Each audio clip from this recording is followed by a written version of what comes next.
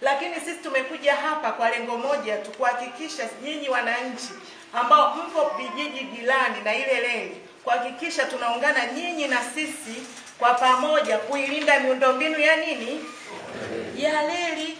Kwa maana hiyo tumekuja kwa lengo mahususi kabisa kwamba tuwakumbushe kwamba jukumu la kulinda miundombinu la reli ni la kwetu sote, sio kwa ajili tu ya polisi reli, sio kwa ajili tu ya wafanyakazi wa reli ambao tunawaita TRC. Naeleweka jamani?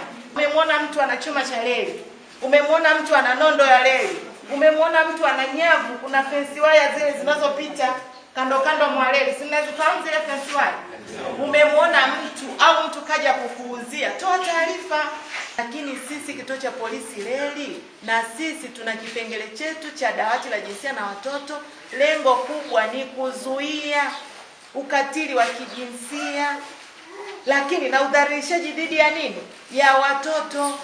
Kwa hiyo vunjini ukimya. Matendo hayo yote yanayohusiana na mambo ya ukatili wa kijinsia hatutaki kuyasikia sisi kama serikali, kama polisi, kama reli, polisi reli. Naeleweka jamani? Toa taarifa. Umekuta mtoto anapigwa mpaka anataka kufa, toa taarifa. Wakina mama eti mtoto kaiba mboga tu, anachomwa mikono yote hii, anamjeruhi mikono yote hii. Ukiuliza anasema aliiba mboga.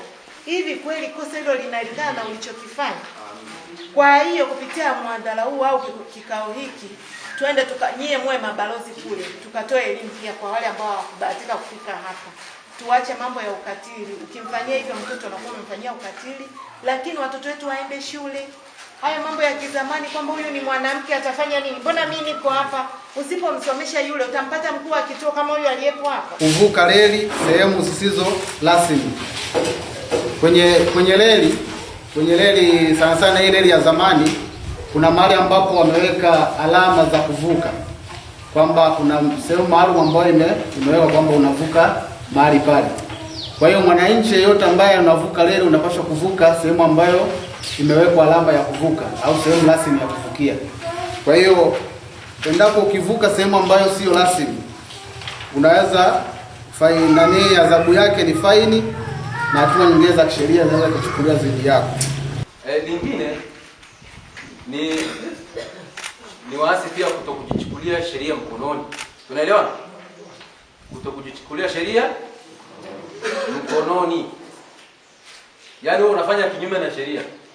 Sawa? Wote hapa tumekubaliana kwamba sisi ni walinzi wa nini? Wa mali za nchi. Tunaelewana? Tunaelewana? Walinzi wa mali za nchi.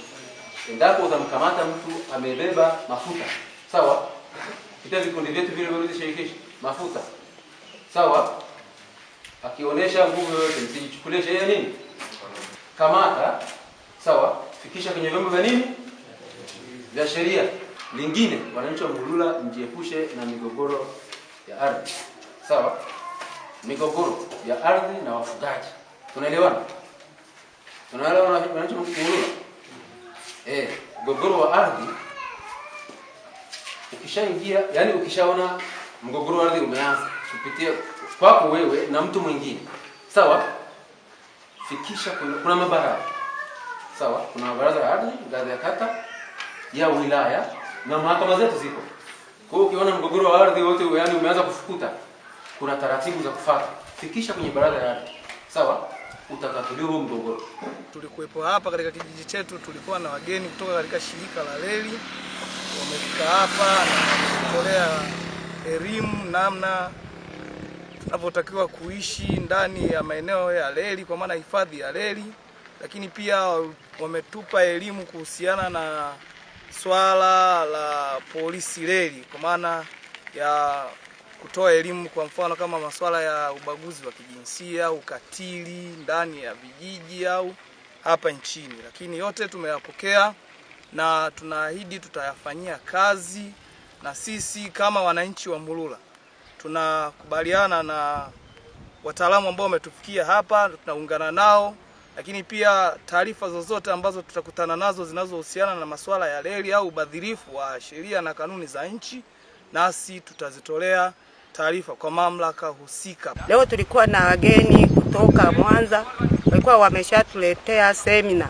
Wale askari reli alitueleza kwamba tukiona mtu anafanya mambo mabaya kwenye reli, tunatakiwa tutoe taarifa kwenye kituo cha polisi au kwa mwenyekiti wa kijiji au kitongoji, ili tuwakomeshe wale ambao wanafanya mambo ya ukatili kama hayo.